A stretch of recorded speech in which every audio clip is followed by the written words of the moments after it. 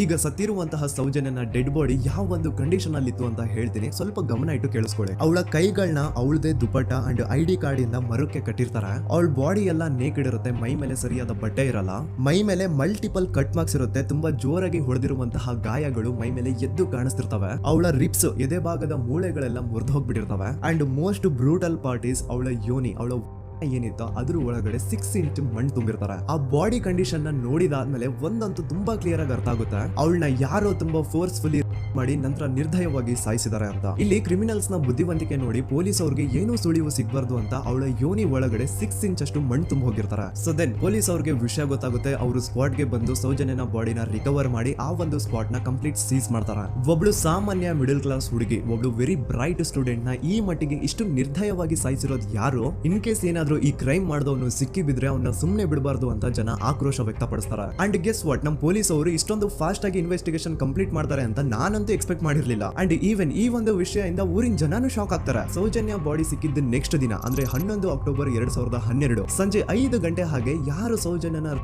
Murder ಮಾಡಿದ್ನೋ ಆ criminal ಕೂಡ ಸಿಕ್ಕಿ ಬೀಳ್ತಾನೆ. ಈಗ ನೀವು ಥಿಂಕ್ ಮಾಡ್ಬೋದು, ಸೌಜನ್ಯನ ಯಾರು ಮರ್ಡರ್ ಮಾಡಿದ್ರು ಅಂಡ್ ಯಾರ ಆ ಕ್ರೈಮ್ ನ ಮಾಡಿದ್ರು ಅವನು ನೆಕ್ಸ್ಟ್ ದಿನಾನೇ ಸಿಕ್ಕಿ ಬಿದ್ದ. ಹಾಗಿದ್ರೆ ಈ ಕೇಸು ಯಾವಾಗ್ಲೂ ಕ್ಲೋಸ್ ಆಗ್ಬಿಡ್ಬೇಕಿತ್ತು. ಆದ್ರೂ ಸ್ಟಿಲ್ ಇವತ್ತಿನ ದಿನವರೆಗೂ ಯಾಕೆ ಈ ಕೇಸು ಪದೇ ಪದೇ ನ್ಯೂಸ್ ಅಲ್ಲಿ ಬರುತ್ತೆ ಅಂದ್ರೆ, ನಮ್ ದೂತ ಸಭೆಯ ಪ್ರಜೆಗಳೇ ರೆಡಿ ಆಗಿ, ಆರೋಪಿ ಸಿಕ್ಕಾದ್ಮೇಲೆ ಈ ಕೇಸು ಕ್ಲೋಸ್ ಆಗಿಲ್ಲ.